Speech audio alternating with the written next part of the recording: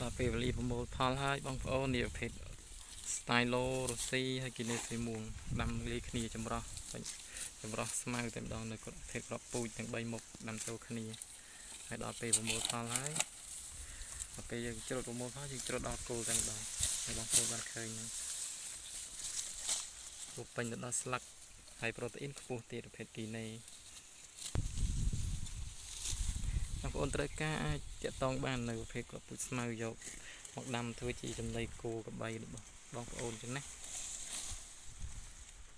នឹងរស់ស៊ីក្រាស់ហ្នឹងពុះខ្ពស់មែនតើរស់ស៊ីក្រាស់នេះហើយខៀវខ្ចីដល់គល់តែម្ដង